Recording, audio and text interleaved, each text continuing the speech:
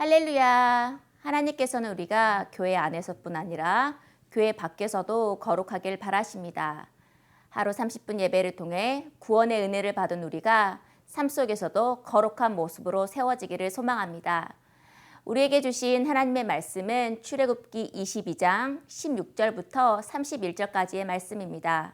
제가 말씀을 읽도록 하겠습니다. 정혼하지 않은 처녀를 유혹해 잠자리를 함께 했다면 반드시 값을 치르고 아내로 삼아야 할 것이다. 만약 그 아버지가 딸 주기를 거절하더라도 여전히 처녀의 값을 치러야 한다. 무당은 살려두지 말라. 짐승과 관계하는 사람은 누구든 죽어 마땅하다. 여호와 말고 다른 신에게 제사하는 사람은 반드시 망할 것이다. 이방 사람을 학대하거나 억압하지 말라. 너희도 이집트 땅에서 이방 사람이었다.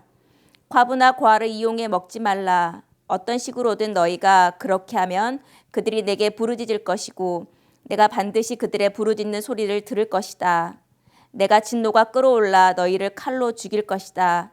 그러면 너희 아내는 과부가 되고 너희 자식은 고아가 될 것이다. 네가 내 곁에 있는 가난한 내 백성 가운데 누구에게 돈을 꿔 주었다면 너는 그에게 빚쟁이가 되지 말고 이자도 받지 말라. 내가 만약 담보물로 내 이웃의 외투를 가져왔다면 해가 지기 전에 돌려주어라. 그 외투는 그에게 있어 몸을 가릴 만한 하나밖에 없는 옷이니 그가 무엇을 덮고 자겠느냐. 그리하여 그가 내게 부르짖으면 내가 들을 것이다. 나는 자비롭기 때문이다. 하나님을 모독하지 말고 내 백성들의 지도자를 저주하지 말라. 너는 처음 익은 열매와 처음 짠 즙을 드리는데 시간을 끌지 말고 내 아들 가운데 장자를 내게 바쳐라. 내 소와 양도 그렇게 하여라. 7일 동안은 그 어미와 함께 지내게 하고 8일째는 내게 바쳐라. 너희는 내 거룩한 백성들이다. 그러니 들짐승에게 찢긴 짐승의 고기는 먹지 말고 개에게 던져주라. 아멘. 출애굽기 20장부터 23장은 언약 법전이라고 불립니다. 이는 십계명을 어떻게 삶에서 구체적으로 시현해야 할지 알려주는 내용을 담고 있습니다. 오늘 본문은 그중 도덕과 종교에 관한 내용입니다. 31절에 하나님께서는 너희는 내 거룩한 백성이라고 하셨습니다. 레위기 19장 2절에서도 너희의 하나님인 나 주가 거룩하니 너희도 거룩해야 한다고 하나님께서는 말씀하셨습니다. 계속해서 하나님께서는 이 거룩을 강조하십니다. 그러나 거룩은 우리로부터 나올 수 없는 것입니다. 그래서 우리는 거룩하신 하나님을 말씀을 통해 닮아가야 합니다. 또한 이웃에게 사랑을 실천하는 것이 거룩한 하나님을 닮는 과정일 수 있습니다. 오늘 본문을 통해 삶 속에서 어떻게 거룩함을 보여줄 수 있을지 세 가지를 살펴보도록 하겠습니다. 삶에서 거룩함을 보여주는 첫 번째 방법으로 하나님은 약자를 어떻게 대해야 할지 말해주십니다. 약혼하지 않는 여인, 나그네, 과부와 고아는 상대적으로 약자이기 때문에 보호를 받아야 합니다. 그보다 힘이 센 사람들이 그들을 배려해주지 않으면 그들은 사회에서 살아남을 수 없기 때문입니다. 하나님께서는 23절 그들의 억울한 부르짖음을 듣는다고 하셨고 특별히 약자들을 통해 부당한 이익을 얻으려는 사람들을 24절에서 분노를 터뜨리시겠다고 하셨습니다. 25절부터 27절을 보면 가난한 사람에게 돈을 꾸어줄 때에는 여유와 배려의 마음으로 또한 담보를 잡더라도 거독과 같은 최후의 생계까지는 가져가지 말기를 당부하고 있습니다. 그리스도인은 상대방과의 관계 속에서 특히 약자를 대할 때에 그 속에서 하나님의 자비하심이 드러나도록 해야 합니다. 세상의 가치와 법에 따라 옳고 그름을 따지는 것은 분명히 중요하지만 그 속에 신앙인의 됨됨이가 드러나도록 해야 한다는 것입니다. 물론 이는 쉽지 않습니다. 때로는 나의 것을 손해보거나 불편을 겪을 수도 있기 때문입니다. 그러나 그때 다시 돌이켜 우리가 생각해 볼 말씀은 바로 21절입니다.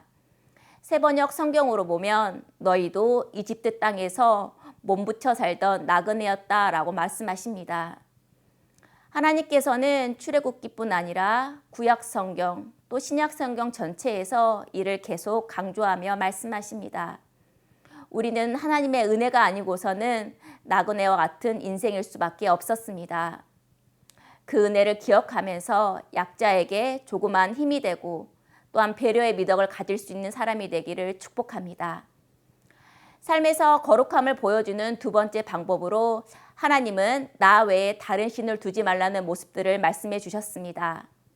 18절과 20절 무당, 또 짐승과 관계하는 자, 여호와 말고 다른 신에게 제사 드리는 자는 그 죽음으로 갚겠다고 하나님께서 말씀하셨습니다.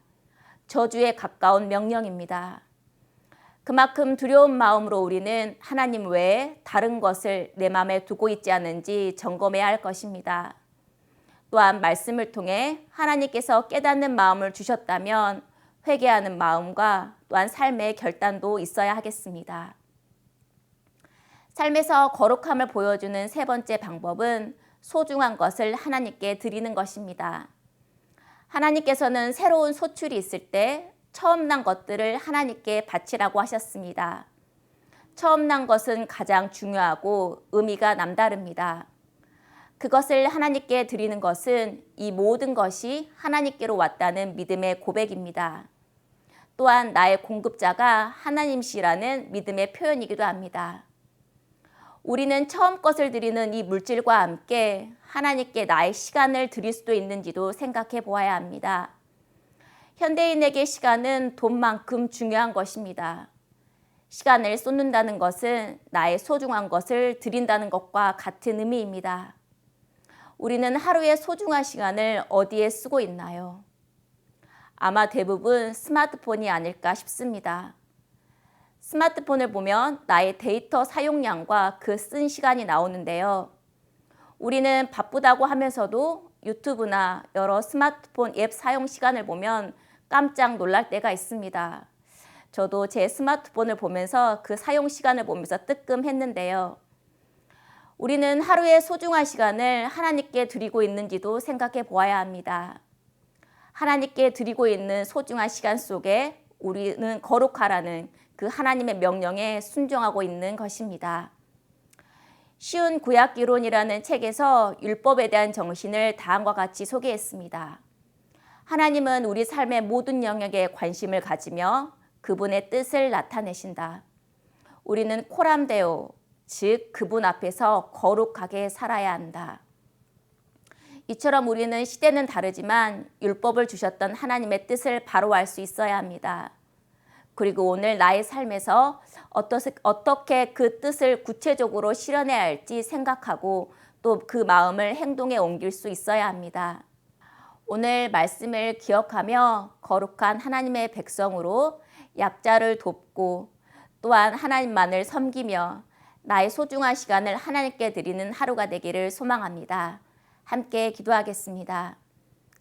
하나님 감사합니다. 율법을 통해 언약 백성으로 우리가 어떻게 살아야 할지 말씀해 주신 하나님 감사합니다.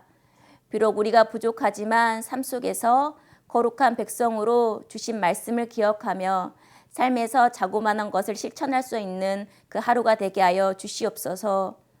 오늘도 코람데오 하나님 앞에서 거룩한 백성으로 살기를 바랍니다. 우리의 삶의 모든 영역에서 함께 하시는 예수님의 이름으로 기도합니다. 아멘. 오늘 추천 찬양은 내 안에 가장 귀한 것이라는 찬양입니다. 찬양 가사처럼 내 안에 가장 귀한 것이 예수를 아는 것, 금, 은보다 더 귀한 것이 예수를 아는 것이라는 이 고백이 나의 고백이 되는 하루가 되기를 소망합니다.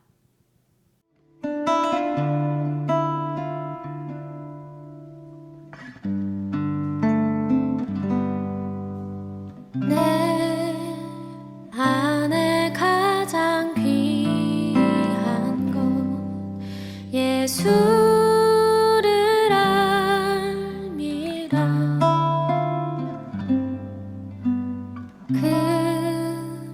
금은보다 더 귀한 것 예수를